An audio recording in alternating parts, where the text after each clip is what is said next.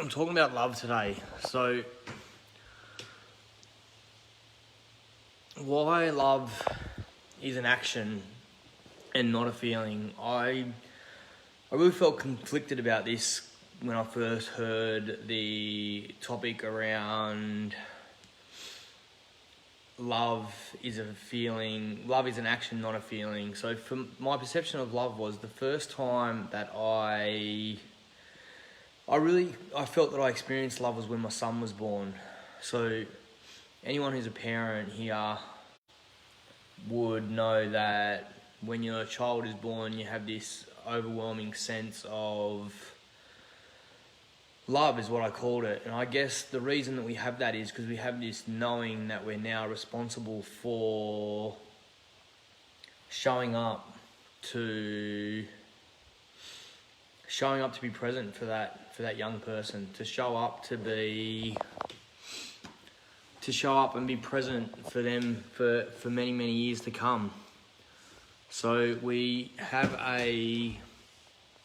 this instant bond with this little human that we need to look after and connect in with. So that was really my first experience of love. I guess growing up, I didn't really have love in my life. Not in the way that you would expect it. There was no real affections of hugs or really that connected love. There was occasionally we'd hear I love you. Often I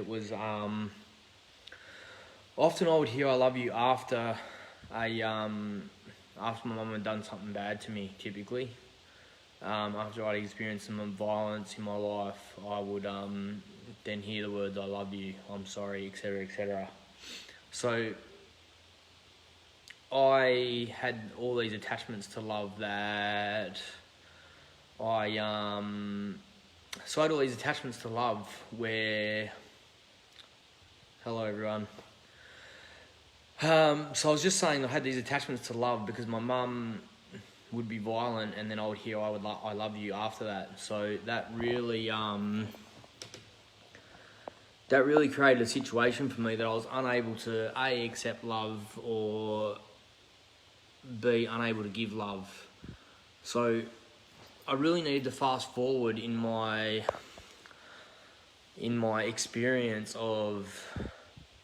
I'll fast forward into my experience of life. So I was talking about when my son was born that I felt like that was the first time that I had love. And then when I heard this topic around love is an action, not a feeling, I kind of got me thinking about that the birth of my son, right? And the thing is, because with my mother I hadn't expressed, I didn't know how to express I love you. It was not something that I expressed freely with my wife.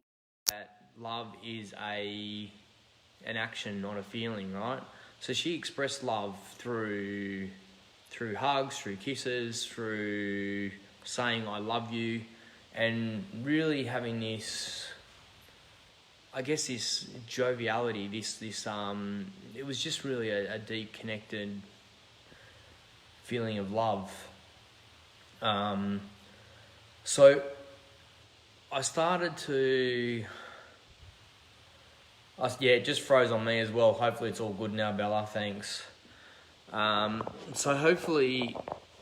my son would say I love you to my neighbour, and then I started to explore that. I started to explore why he would say that. And I observed her saying I love you to my son. So I just started expressing those words. I just started saying those words to people around me. I started saying them to my son particularly, and then my second son and my wife, and just started to express that. So that was like the first, I guess, my first experience with understanding that love is an action, not a feeling. So I was able to kind of learn from my neighbour that this is how you express love. And when you see her with her mother, there's just enormous joy and connection and love in their life. So I've really just taken that as a role model for me to be able to use that as a model in my own life. So I guess that's kind of the start of the story around love for me, but it's been an ongoing experience, right? So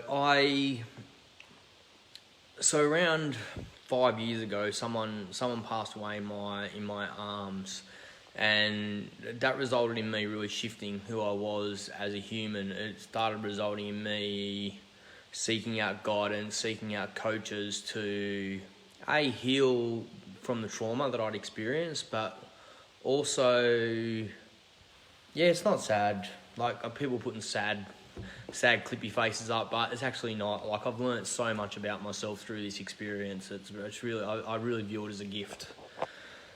So I started seeking coaches, and I was seeing psychologists, and we'd been working through all the stuff that had happened with Brendan, and then I said, look, I really want to improve my relationship with my wife. Like, this is happening, all these things were not really working the way that I thought they could, like, optimally. And she kind of put it on me that I was responsible for that, and I wasn't really ready to hear that at the time. So I basically cut that psychologist off because I didn't hear what I wasn't ready to hear, that I needed to take action in my relationship.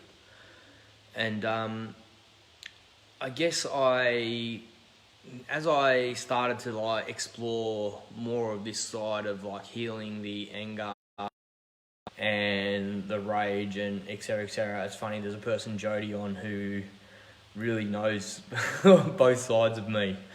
I laugh because I lost my shit at their house really, really badly at one time in my life. So yeah, I guess so we have these experiences, right, where we can either start taking ownership of who we are. So I really needed to be able to give love to other people. I really needed to like give love to myself, right?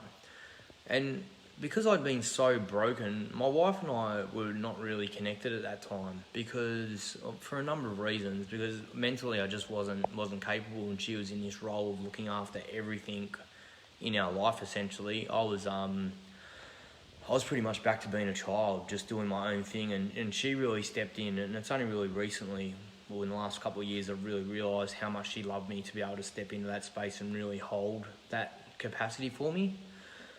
But anyway, I had this coach, Steph, who we'd been seeing each other for a little while. I say seeing each other, but I'd been seeing him as a coach for a little while. And one day he said to me, Corey, I want you to implement this action of hugging your wife for 30 to 60 seconds when you leave the house in the morning and when you come back home in the afternoon.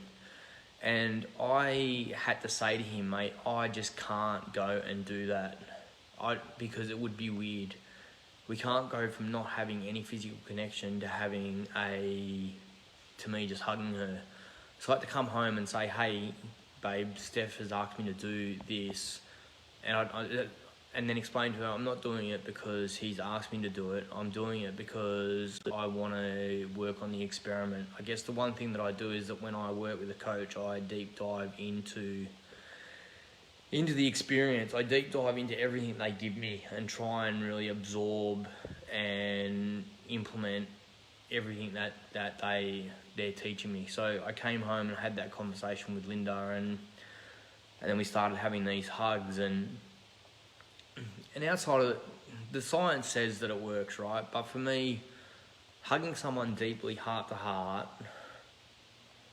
really creates this connection. Our heart emits hundreds of thousands of times more energy than our brain. So when we drop into our hearts and connect into each other at that heart space, it really creates an opportunity for us to really drop into each other's energy and really create this connection of beingness just together in that moment. And that really allows you to create connection with with your wife, with your husband, with your children, with everyone around you. And that sounds woo-woo, but there's a huge amount of evidence around there that says just hugging for 30 to 60 seconds a day can increase your dopamine level, so therefore it will reduce depression, will just be of enormous help to your mental health and to your relationships that you have in and around your life, basically. So that's the power of the hug. Like, I just want to speak from my experience rather than going into the science of it. Like, I've really been thinking a lot about this whole process and how I was going to present here today. But more recently, I've been reading this book, 7 Habits of Highly Effective People, and I really recommend that to anyone who wants to just improve their health and their life in general, really. It's been amazing for me. So, like, just being proactive. So I guess I've really just tried to be more proactive in my relationship with my wife. So, like, to the point where she says, like, you're so loving today. Like, her really noticing that I'm showing up and, like, giving her kisses and giving her cuddles, but also showing up around the house. Like, her love language that she likes to receive love in is acts of service. So mine is physical touch. So they're totally different love languages, right? So I used to think just hugging her would be the way to connect in and to really show her love.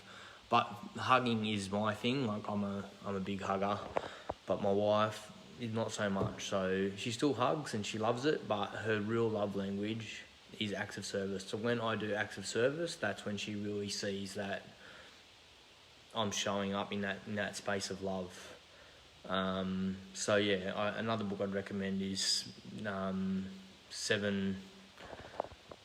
Love Languages. It's a really powerful book to be able to just read and share with your partner and connect into what their love language is. I mean, if you really think about it and you drop into your gut, you know what your partner's love language is. You know that if you do some ironing, or you do some washing, or if you do give your partner a hug, or you bring them some flowers or buy them a gift, you know what lights them up. You can see it in their eyes. You can see it in their body language. So that's all that, really.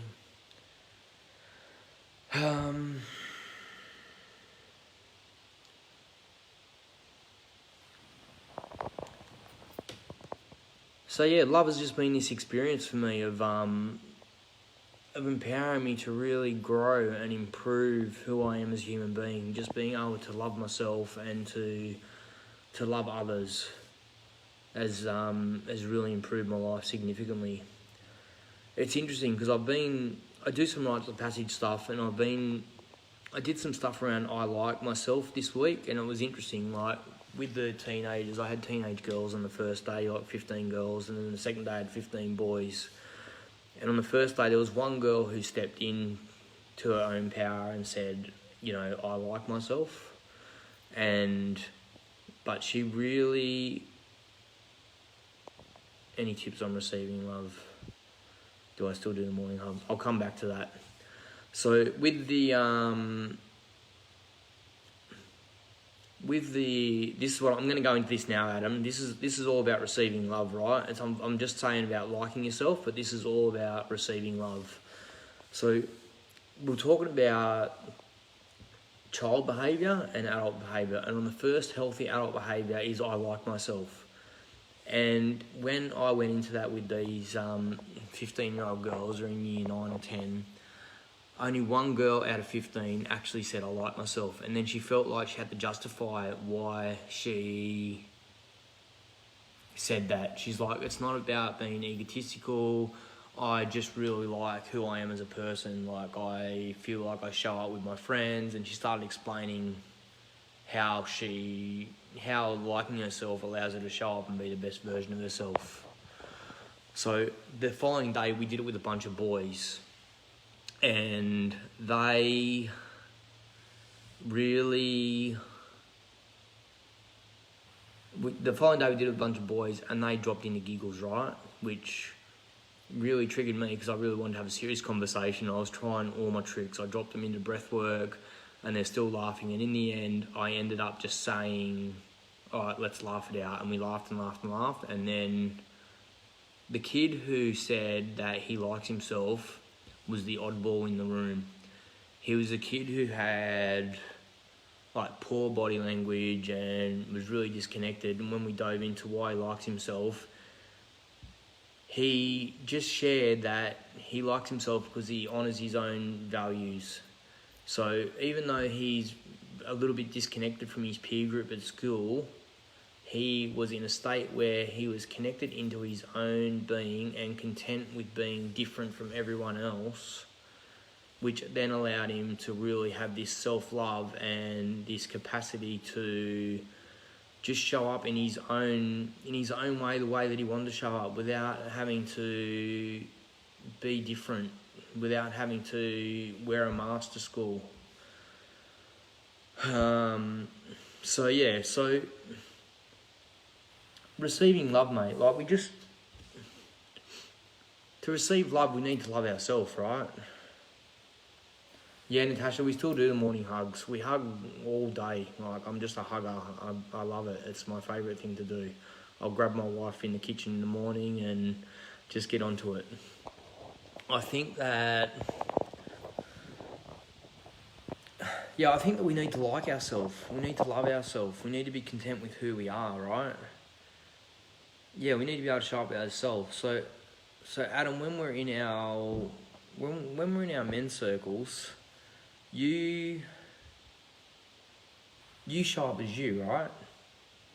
And you hear from other men that you are a beautiful man and you have these gifts to give to the world, and you show up and you have an enormous amount of love to give to your kids, and you receive an enormous amount of love from them. And like, that's what love is, right? It's showing up for yourself without expectation, without judgment. Like, I asked these kids around... I said to these boys, I didn't ask the girls, I asked the boys because it came up in conversation. I said, who here wears a happy mask to school? And it was funny, the two kids that put their hands up were the jocks. The kids that like had the coolest look, the kids that really should have been super secure in themselves were the two that wore masks, happy masks to school. And when I asked them to draw what was underneath the mask, underneath it was a sad face. So they, often what we portray on the outside does not really represent what we have on the inside, right? And that's where love comes. The reality is, the voice in our head, if we were to speak to other people the way that we speak to ourselves, we wouldn't have a bar of it.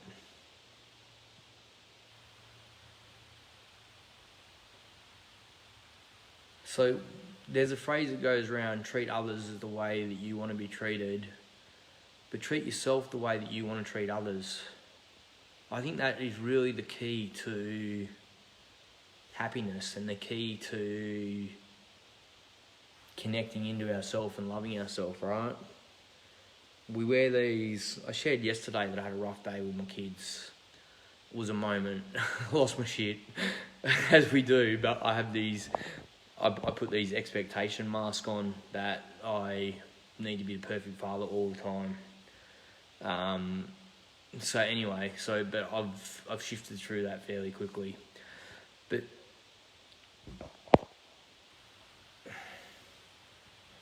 yeah, Jen, it's very hard work maintaining a happy front if you don't genuinely love yourself. So if we, 100%, Natasha, like we would not talk to others the way that we talk to ourselves, right? Like, if we were to write on a wall all the things, like, here's an exercise you could do. Write down all the things that you're thinking about that are negative about yourself down on a piece of paper and then burn it. Like, just let it go. Because the reality is, the people around us, if we're surrounding ourselves with the right people, are not having any negative thoughts about us at all, right? And we are the sum of the 5 people that we spend the most time with.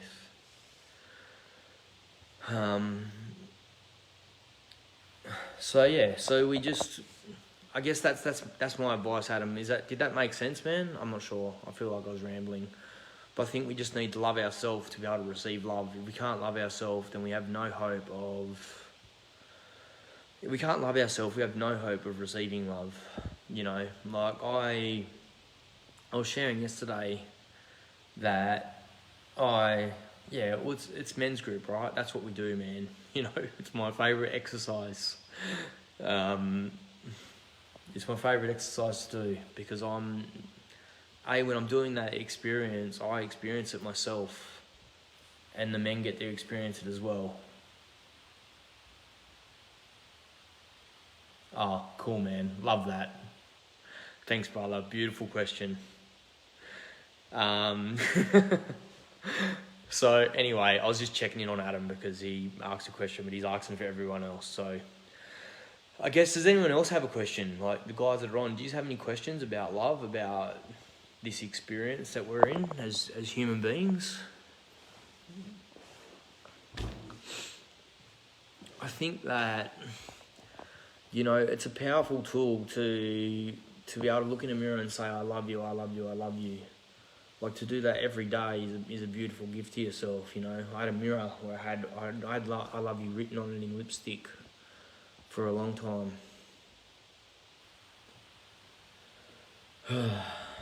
The truth is, I hid behind masks, like layers and layers of masks of steroids, of drugs, of alcohol, of anger, of rage. Like, I just had all these masks that I just needed to just keep peeling off and peeling off and peeling off until I got back to the core essence of who I am. I think sometimes we need to go through like this. We think we need to go through this enormous pain to have growth, right? I often ask myself the question, how can I help men learn to love themselves without experiencing rock bottom? And the more work I do with men, the more I think they need to hit rock bottom to start doing the work. Call me an optimist. I've pretty much shared everything I wanted to share, but I want to drop into I run a guided meditation with my men, in my men's group, not my men. It's a men's group that I'm in with, a group of men that I'm just blessed to be a leader or one of the leaders in that space.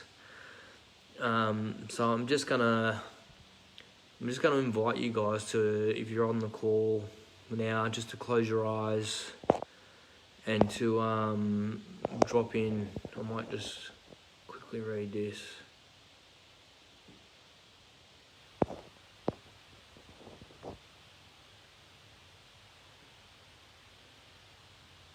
Your brother's mate. I'm not sure what that means, Adam.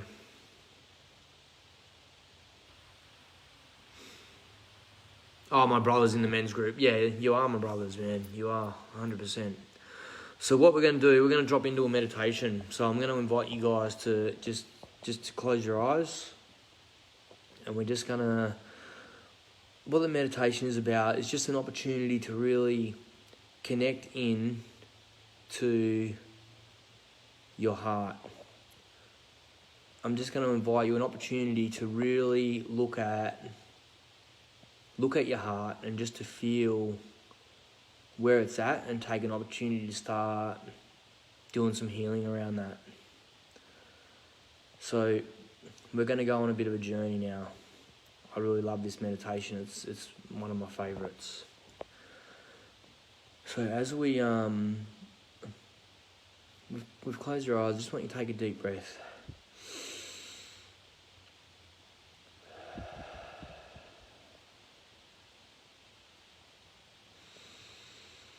So we're just doing some box breathing. In for 3. Hold for 3, 2, 1. Out for 3.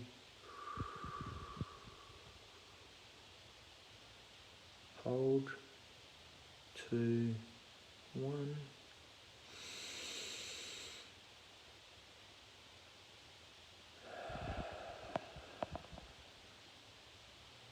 I want you to find yourself outside. There's some red dirt beneath your feet.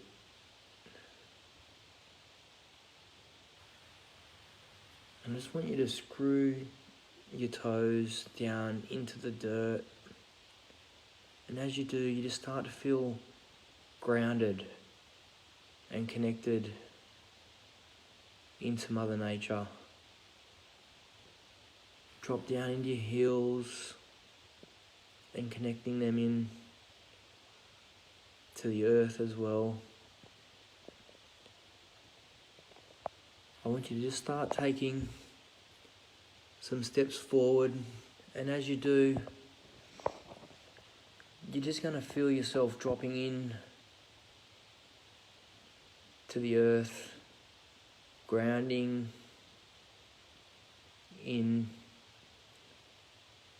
to all the energy that Mother Nature has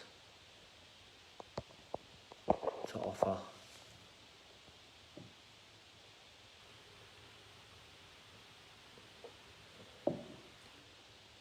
You just keep walking forward, and you find yourself heading into a forest.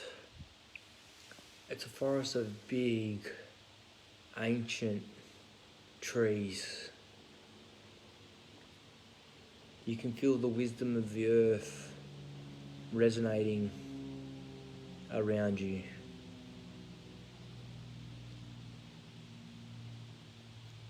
As you keep moving forward, you can feel the sun radiating against your skin, but it's just starting to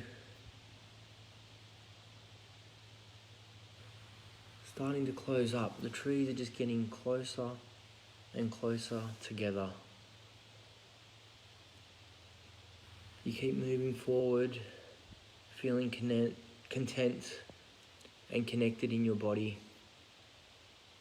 You see a door ahead. It is an ancient door.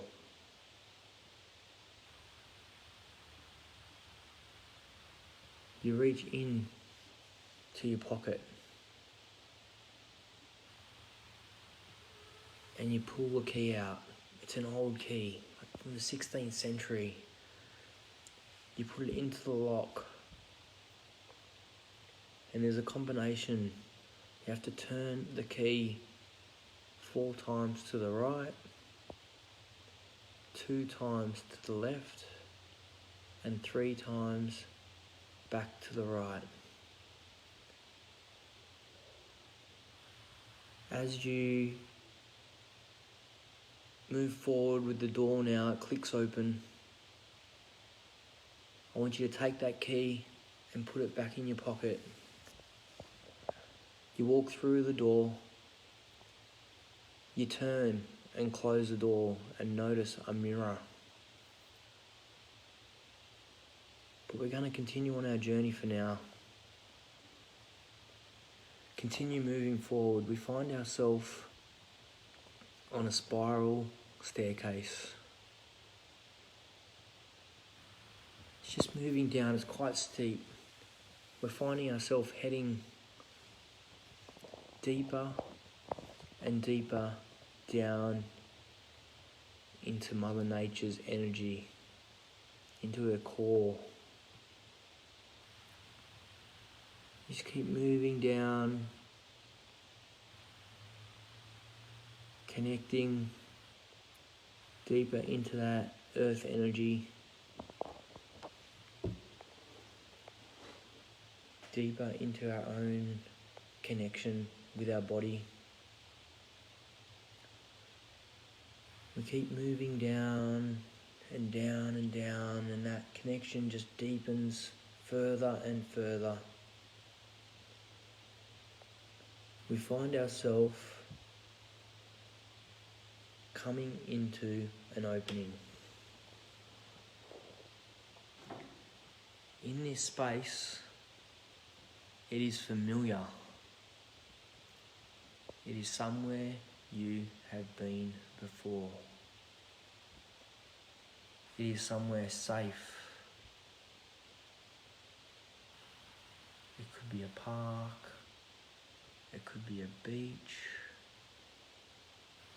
It could be a forest. It's just somewhere that feels really, really familiar.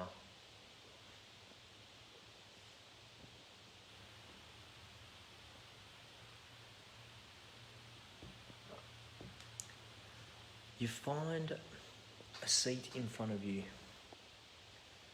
You move over and you sit down. Just take a deep breath in.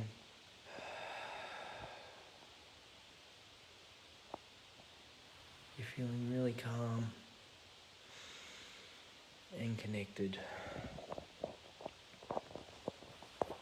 You can see someone walking towards you.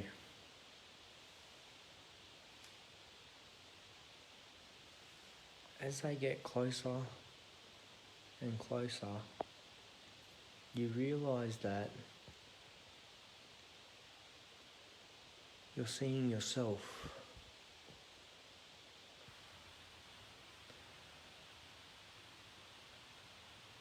They keep moving closer and closer to you until they're standing right in front of you.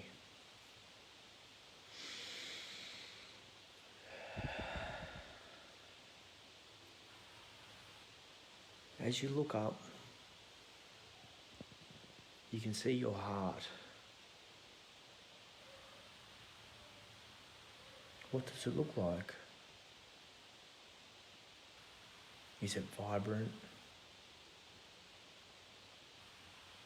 Full of life? Is it withered? Is it covered in dirt? Is it locked in a cage? Only you can see it.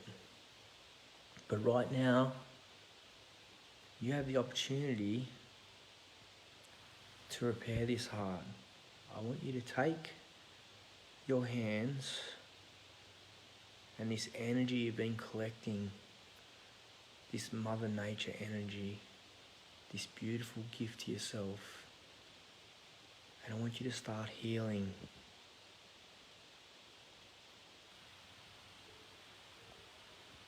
Start pulling away the dirt.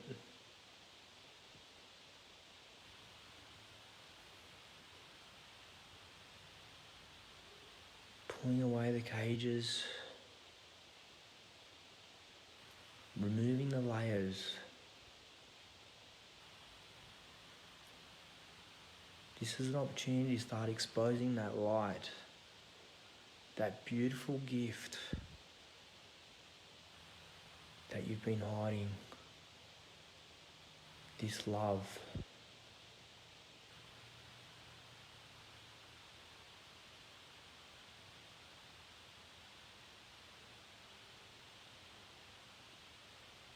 There's no rush. Just take your time. Connect in and just work away diligently.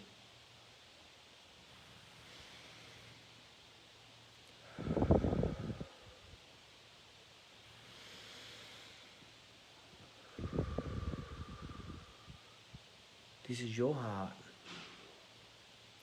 What do you want your heart to look like?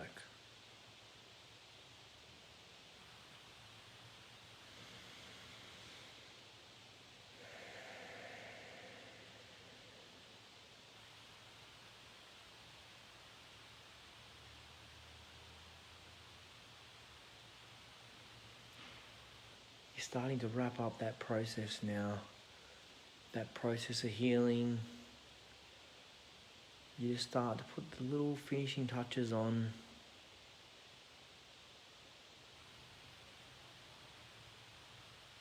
To the heart that you want, the heart you deserve, the heart you desire.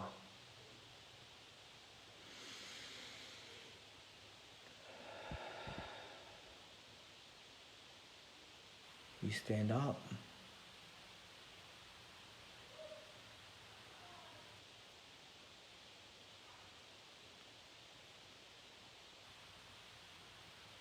And you take a step forward and you embody all of that work that you've just done. You embrace this new heart. It is yours now.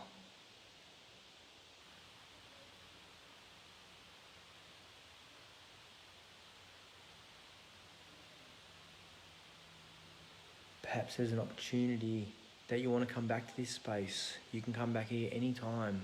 It's safe for you to come back.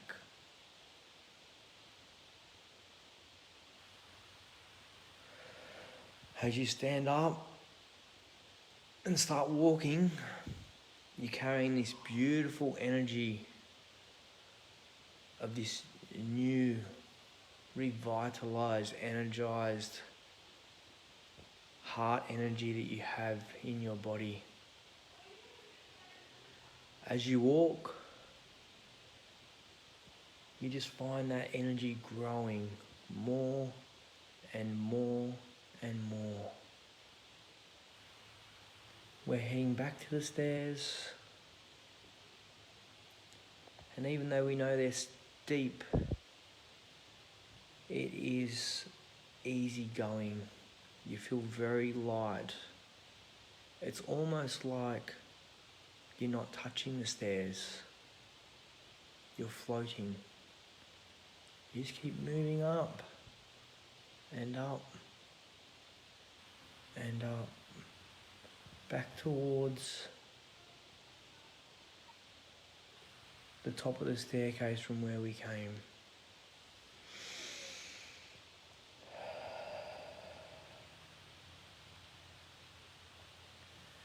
As you get to the door, you see the mirror. I want you to look at yourself.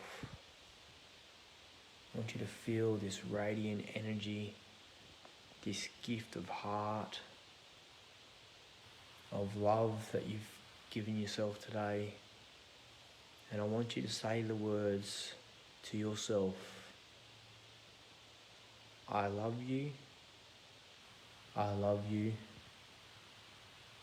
I love you.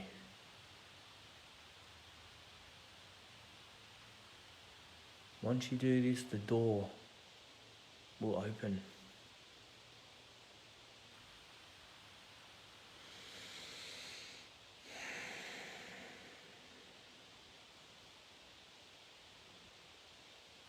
You step forward through the door and find yourself back in the forest.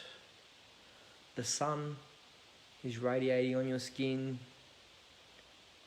You're still connected into Mother Nature, the earth beneath your feet. You keep moving forward, one foot in front of the other. The forest starts to open up. The warmth of the sun against your skin feels amazing. It's a reflection of you. You keep moving forward, find yourself back in the red dirt. I'm going to count down from 10, and as I get closer to 1, you're going to come back to the space that you're in here and now.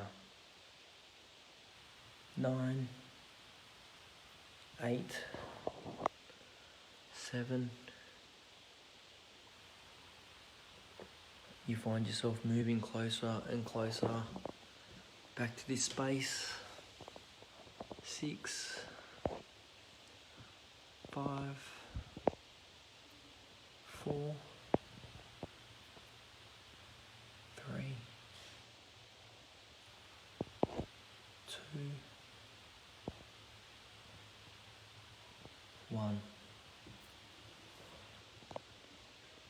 I just want you to, when you're ready, to open your eyes and just to be back into this space it says there's 6 people on the call. If I could get some thumbs up just to let me know that you're back here in the space, that would be amazing.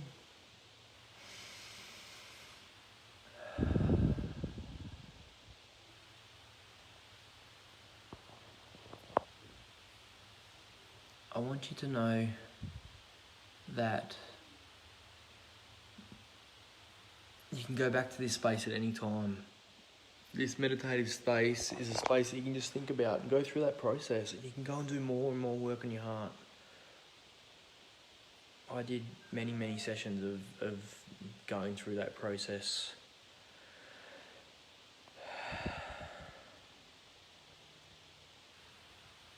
I just want to thank all you beautiful souls for showing up.